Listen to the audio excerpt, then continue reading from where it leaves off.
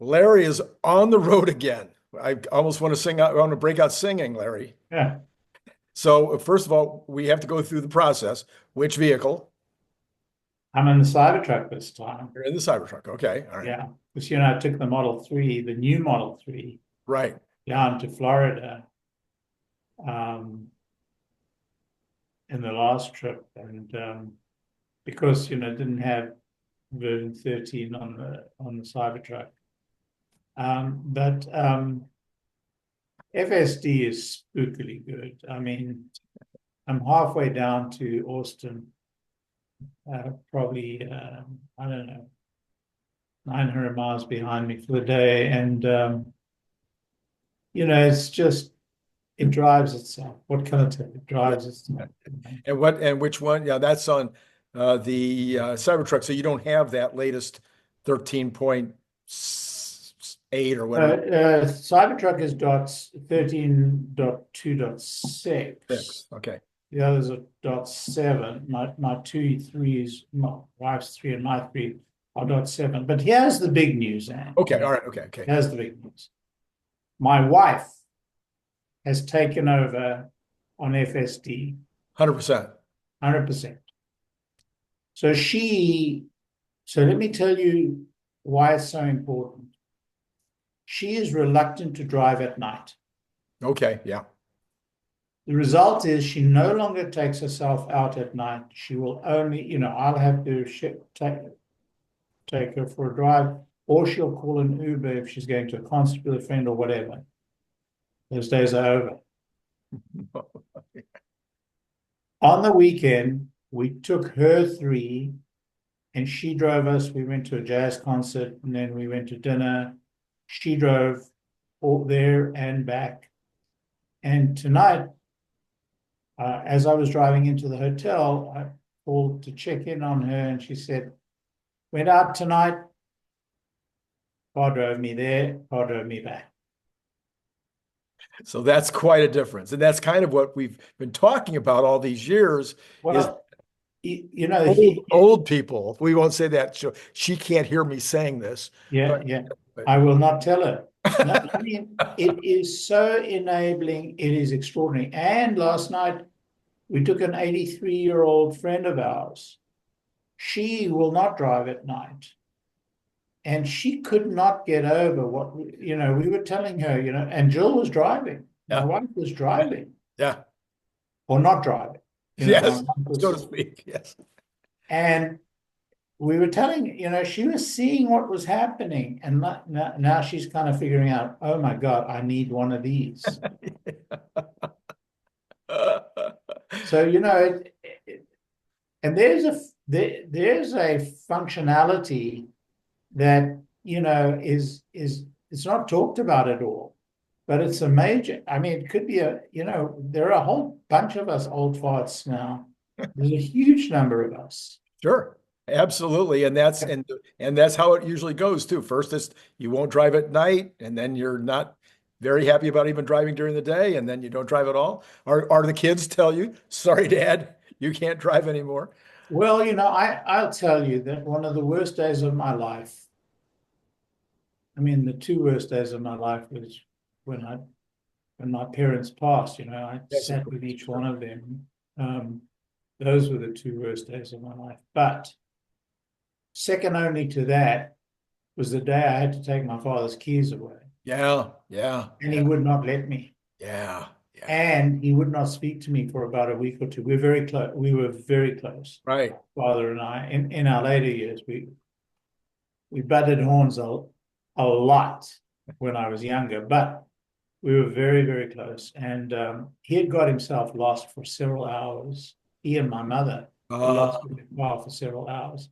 Yeah. If we had not had cell phones in those days, it would have been terrible. He was about 95 at the time. Oh, okay. Maybe 93, whatever. Yeah. Over 90.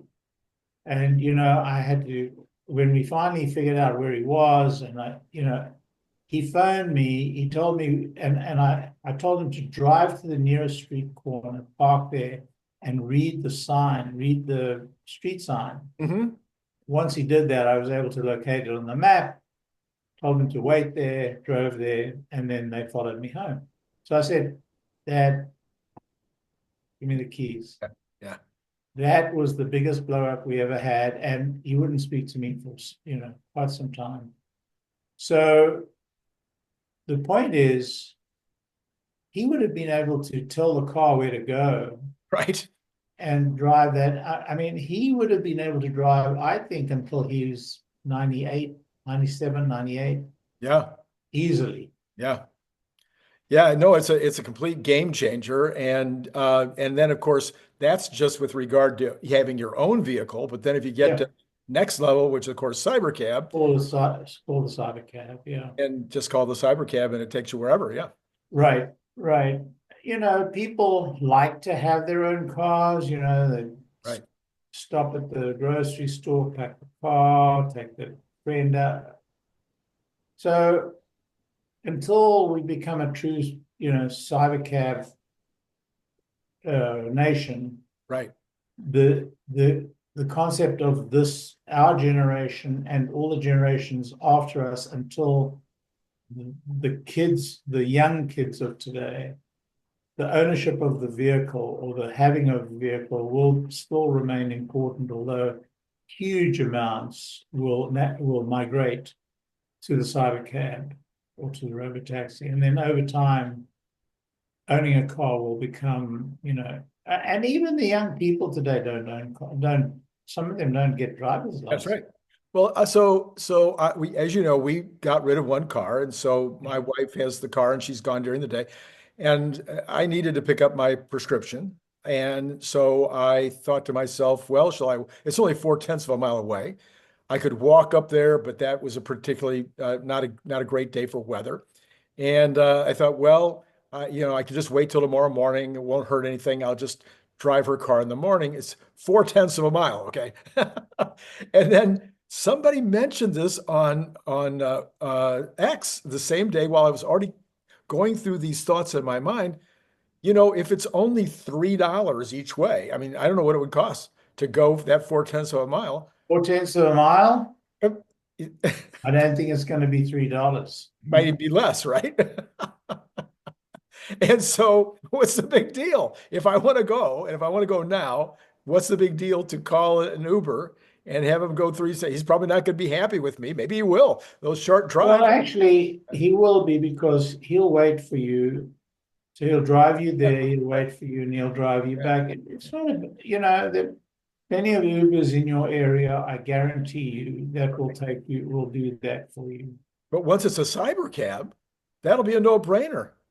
It'd be an easy decision. So it's in fact, why would your wife not have a cyber cab? Have a robotaxi.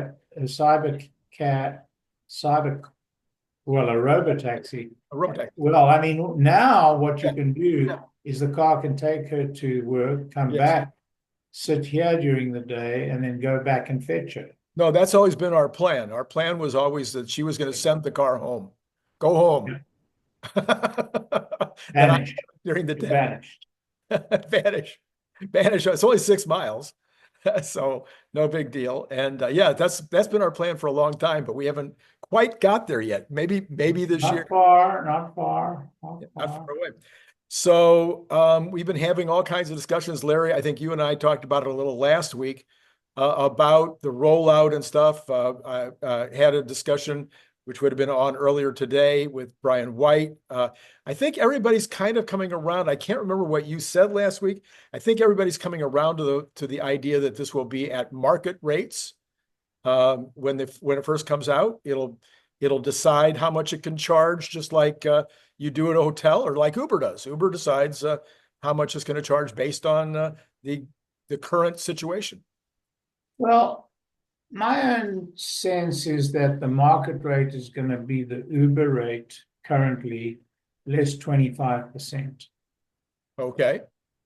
And the less 25%, I'm keying off what Elon said as being 25% below the market. Of course, not for any other reason, because they can.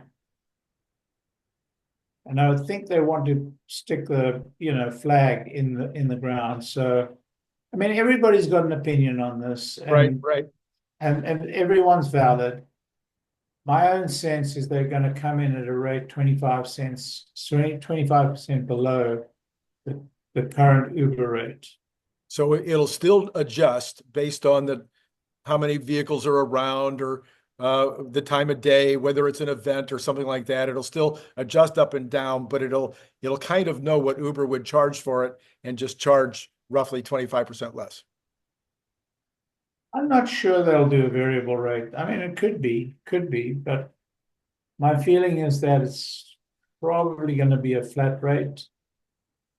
But we'll see. I mean, they may have, you know, peak pricing. We'll see. Okay. I think they're going to try and keep it. My experience of Tesla is they try and keep it very, very, very simple. Mm-hmm. Okay. All right. So for some reason, Tesla is up in the after hours, Larry. I don't have any reason to know why that would be offhand. I didn't see anything today that was particularly going to cause it to be up $8 in the overnights on Robinhood. That's a pretty good move. Yeah, but the after hours are not very, particularly the after hours in Robinhood, are not very predictive, right? We've seen after hours go up very high on a weekend and just plunge on a Monday. Not that I'm saying it's going to plunge. Right. So I just, but there was a lot of talk I saw on X before I left, which was very early this morning, but I did see a lot of talk on X, maybe it was yesterday, about the significant institutional buying. Yes, that's at the end of last year. And I have to believe that, I think the earnings call was very comforting yeah. To the institutions. The third quarter call. Yeah, and I think that I think the perception is that the time has come to start buying. That just seems a general perception. We'll see. But I'm fairly, you forced me into this short-termism. Well, I that's what a part of my audience wants that, Larry. Yeah, well, I mean, I'm responding to yes. And I'm saying that I think things are, I'm such a poor short-term player that I can't really talk the lingo of, the market, and I don't know, they get into it. But I think you have a great point, because the two that I was able to figure out what they paid for the stock both paid in the 405, 410 range.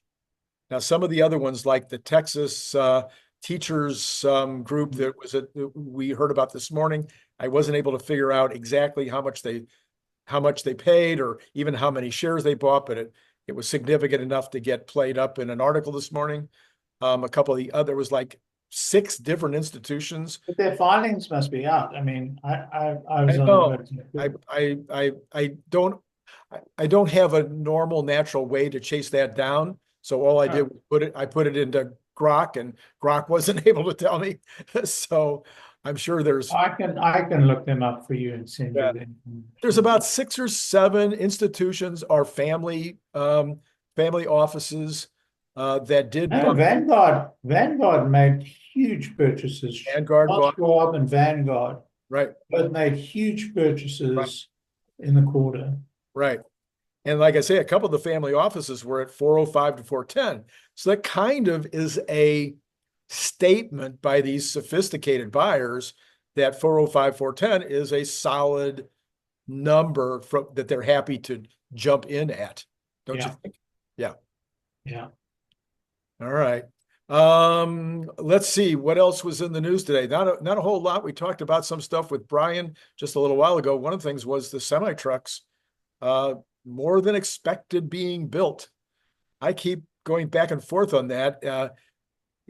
Brian keeps thinking it's going to be sooner, and other people are like, no, there's no way. You have to, No, no, I mean, they're just finishing the foundations for the pressing plant. right They can still make, a few trucks next door. a Yeah, month or something out of the little the pilot line. pilot plant. But if you follow 𝐑𝐚𝐬𝐽,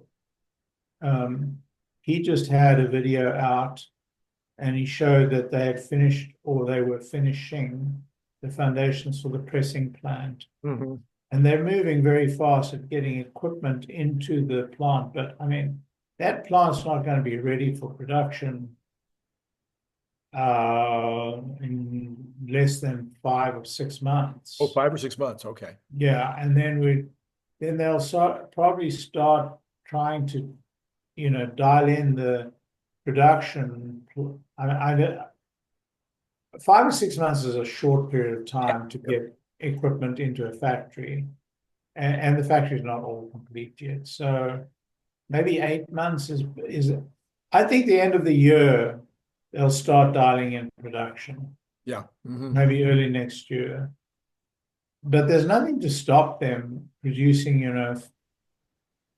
quite a few handfuls of trucks. But I don't believe they'll be marketed on a public basis.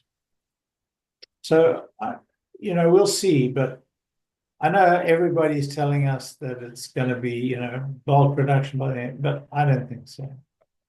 So the other big thing today that everybody's talking about was that Sawyer Merritt ran a poll, and of course, when he runs a poll, he gets, I don't know, he got Tens of thousands. 34,000 people responded or something, some huge number. So I mean, it's actually probably statistically significant. But anyway, his poll was about what was the Model Q going to be, and so it was almost split, almost exactly third of people who thought it was going to be a smaller version of the Model Y, people who thought it was just going to be a Model Y stripped, down to bare essentials, and people who thought it was going to be a cyber cab with a steering wheel and and Sawyer Merritt goes, so nobody's really paying any attention to anything I say because I've been saying forever that it's not going to be a cyber cab.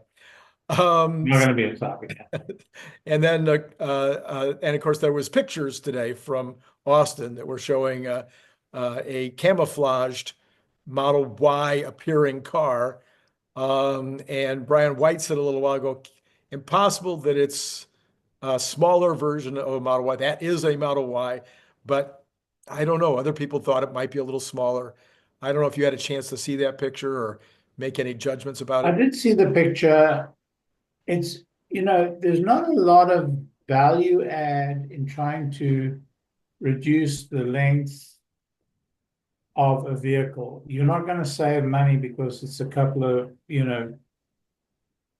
pounds of less metal. Right. Because when you think about creating the new dies, creating the new press forms, creating the new re-engineering just to shave a couple of inches, you're not going to save much money. Right.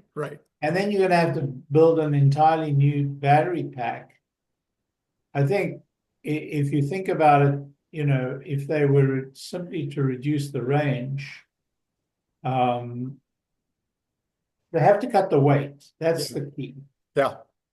And one of the ways to cut the weight is to reduce the battery size. That also Right. reduces range. But I think that if they're going to key it on the Y chassis, then it's not only going to look like the Y, it's going to feel like the Y. I would have hoped they re-engineered a new car with a new design. Uh-huh. On a smaller chassis, on a, maybe a simpler design. I don't even know look, it'll have to be a single motor, single Mhm. motor, have to be a battery that's 30% less. I think about an 8-inch shorter vehicle. Because, to make a smaller vehicle is one thing, but to make a smaller vehicle for Europe, it actually has to be small. Yeah, well, I mean, part of it I think is perception. So if you just roll out a what I might call the Mexican version of the car, because they have a car in Mexico now that is stripped down in order to keep the cost down. If you're just going to do a Mexican version in the United States, I think it hurts the brand a bit, or maybe I more than agree. a bit. Yeah. I agree with you. So But we don't know. It could be that, but all I'm doing is expressing my opinion. If right. I were the product manager, Yeah. Yeah. I mean, you have to think about the cost of all those dies, the cost of the setup, the cost of all, it's it's quite expensive. It's a Yeah. very, but they would be very justified to spend that money because the market for a car in the 30,000, 25, $30,000 range must be very, very significant. Yeah, there should be significant numbers there, and with the brand and the folks that haven't been able to afford it so far, you'd think there would be pent up demand. Yeah, but then just, I mean, people who think that it's just going to be a stripped down Y are thinking that because there just doesn't seem to have been enough engineering or work around That we've seen. that's visible to us. But who are we? We're just, outsiders looking in. Yeah, that's the best we could do is just kind of guess around the edges. And every evidence that the Model Y is going to be a big hit. We're hearing about certain models are already not available. I saw one report, I don't know if it's true or not, that Model Ys out of Austin were already into the summer in terms of orders. Don't know again how much of that is true. Now the other thing is they've also backed. This is a definite, not a rumor.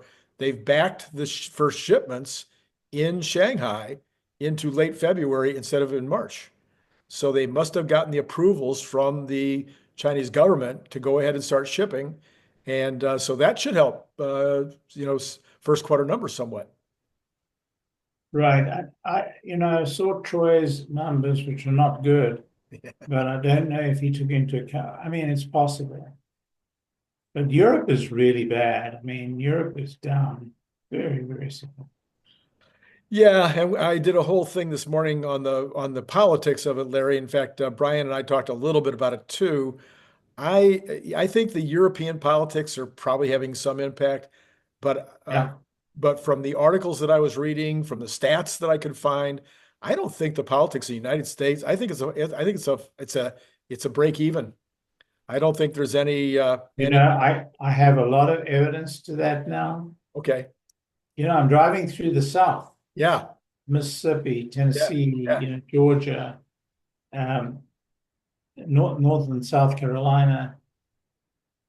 All I get is thumbs ups and smiles. All I Really? get everywhere I go. Really? Yeah. Yeah. Pulled into Chick-fil-A to get a piece of chicken. Lady says to me, "That's a beautiful car you got there, a beautiful truck." Beautiful truck. Yeah. I just everywhere I go, I get that. And Yeah. so, maybe you're right. We'll see a drop in sales in California, but it's a big country. It's a big country. That's right. Yeah. Well, again, there were good stats this morning that it was not from some kind of a pro-Trump place either, saying, no real significant. I mean, the numbers that we might be talking about be 2 or 3% on the no side, but then there's 2 or 3% on the yes side of people that would not have been interested in a. I did see one post where at least 4 or 5 people turned out to protest at the Teslas. It's at least 4 or 5. At least 4 or 5. So on the general economy and kind of Yeah. on the world stage, Larry, you and I were talking in the green room about this All In podcast over the weekend. I think this bears really talking about. I really think it's a very important concept that as we vote in the future, as we send letters to our congressmen and whatnot, and I guess I would set it up this way: is that we've got AI coming. AI is moving fast. We got this. In fact, you and I are going to take a break in a minute. We're going to listen to the Grok reveal. And then we're going to come back and we're going to finish the show after the Grok reveal. So those of you who are wondering if you should stay till the end, yes, you should stay till the end to hear what we had to say about the Grok reveal. But the AI is moving along quickly, and there's all these issues about how much to regulate it, how much to get out of the way, how much to regulate. And of course, we've got a government right now that is anti-regulation. We've got David Sachs, in charge of it, and he would be inclined to let regulation, keep the regulations out of the way, except to the extent, like Elon has talked about, that we need to make sure that it's not a danger. But what the All In podcast guys were saying is that China and India are not going to be that interested in the regulations because they have too much to gain from AI coming in and being a big deal. And Europe is so regulation minded that they're likely to regulate it to death to where they will be the big loser. And this might be a very important stage to not lose or to win. I mean, what did you think about the comments? Randy, you only have to look at the last 25 years of innovation and advances made in the US, and I may add China. Fantastic advances on every front. AI is nothing but a proxy for innovation. Right. And there's going to be, I think we're at the beginning, not at the end. I think we're just at the beginning, at the very, very, very first inning of what is going to be, what amounts to a doubleheader. I mean, it's going to be a long process. People think that what they see in AI today is AI. It has only just begun.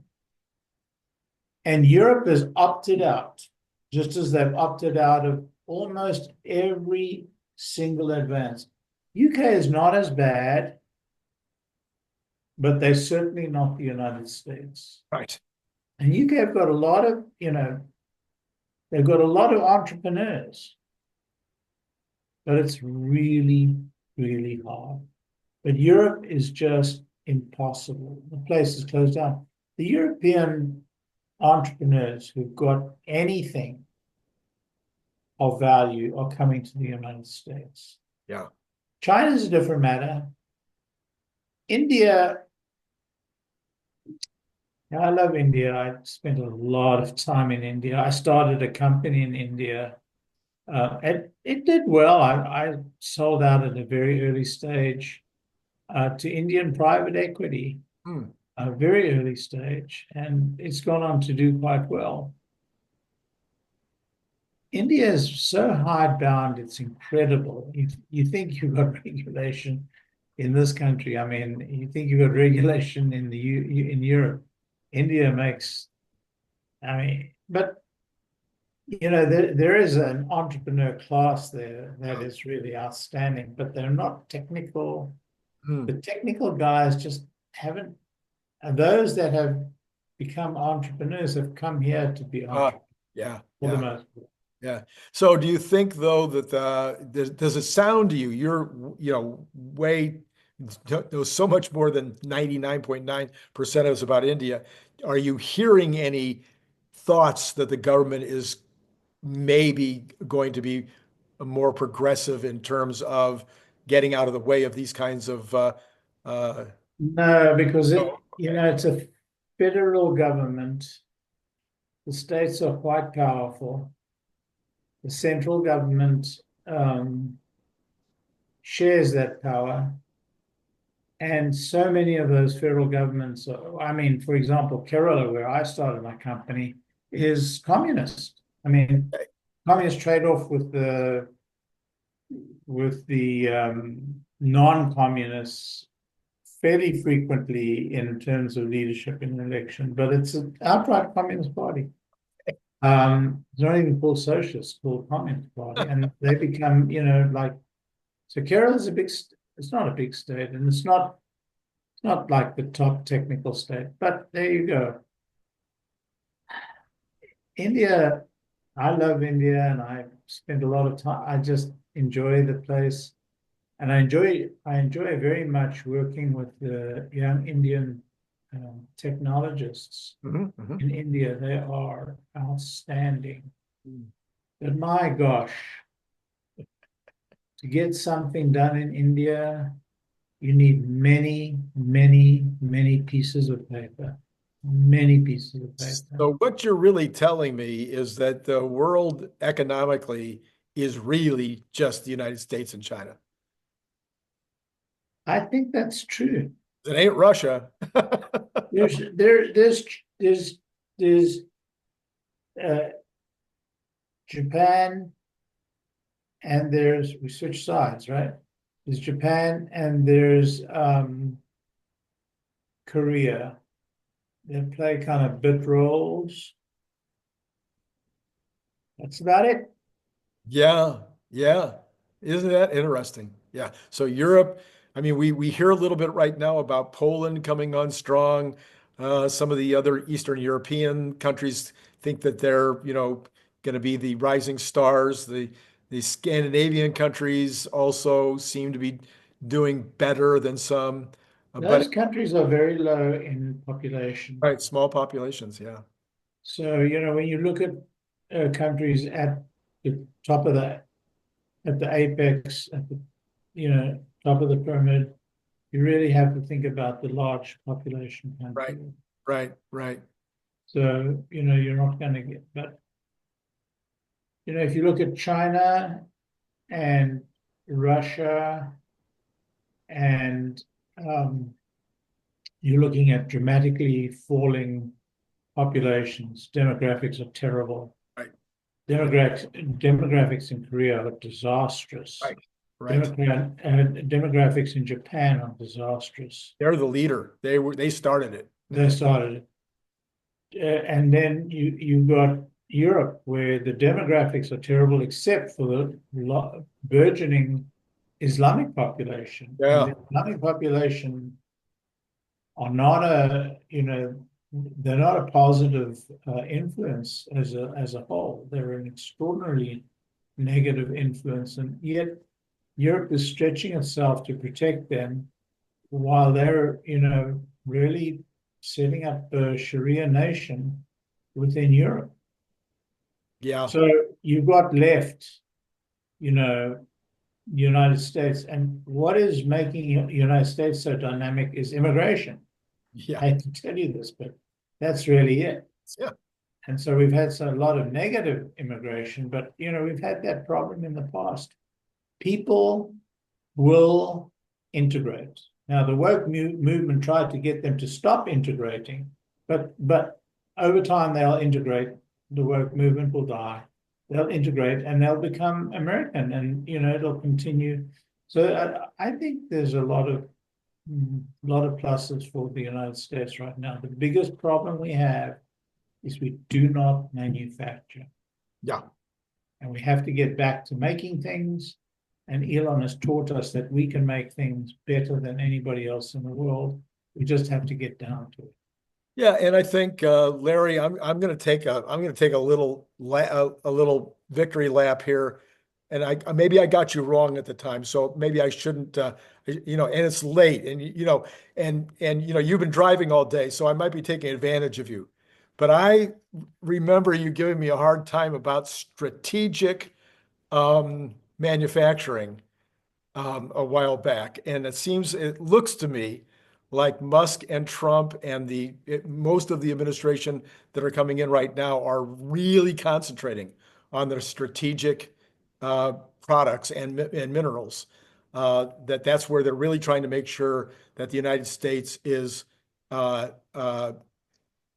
doing their own manufacturing. That's a Look, I have to tell you, it's an incredibly tough gig. We are so far behind in terms of our supply chains. We have so many layers of dependency Right. that don't underestimate the difficulty of it. Oh, yeah, no kidding. Yeah, well, we've been talking about like the chips, The and chips are, I mean, I the know. chips are a chip, Yeah. Yes, they're just a chip of the part of it. problem. Yes. There's a lot of, there are many, many layers down to the mines. Right. Right. Right. Right. But of course, we're going to add Canada as a 51st state and There you go. Greenland, so they have a lot of those minerals that we need. You know, it's not the minerals. We've got all the minerals in the world in the United You States. have to mine All the them. minerals in You the have to world. mine them. Yeah. It's the regulations. Yeah. Yeah.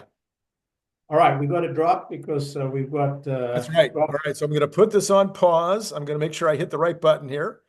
Actually, Larry, we've got 8 minutes. Let's go ahead and just real quick and look at the numbers.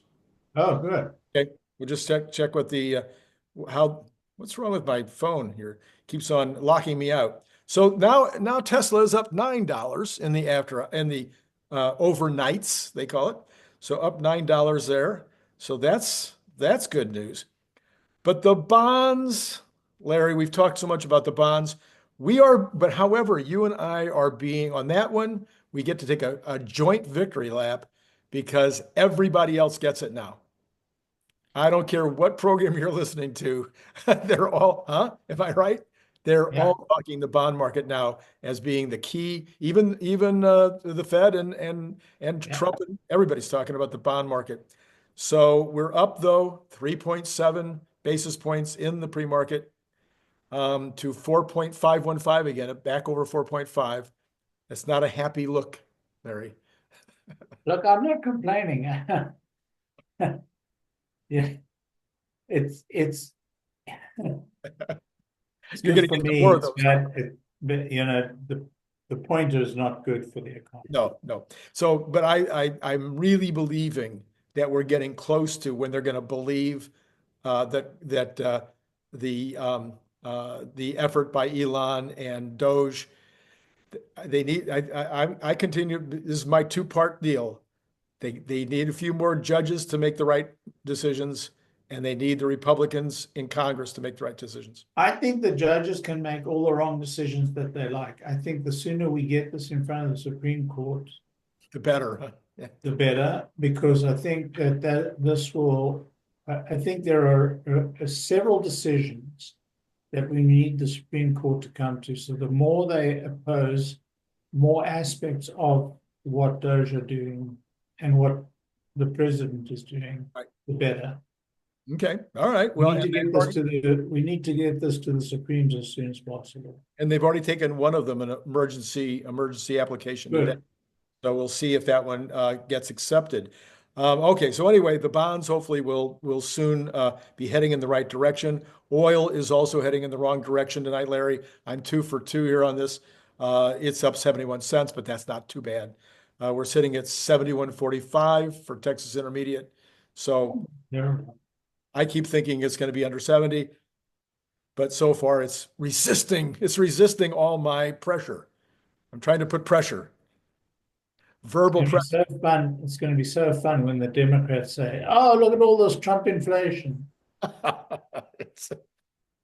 I had a friend of mine say the other day, after he was agreeing about all the things that are happening right now that you and I have just talked about. And he goes, but he says, I'm a Democrat. I was hoping inflation would go out of control so you guys would lose in the midterms. I'm like, wait, that doesn't sound like a very smart way to think about it, but okay. Natural gas down $4 in the pre-market, back down to 3,576. Gold is up 21, so it has now started anew. Well, I said to you last week, gold is going to 3,000, and I think it's going to 3,000. By the way, I agree with you. I have it on record that I've been saying all week.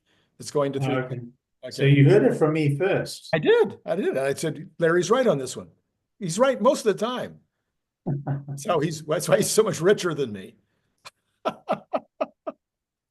And better looking. All right. So silver up 23 cents at 32.93. It's looking all like that will also probably break through the 34.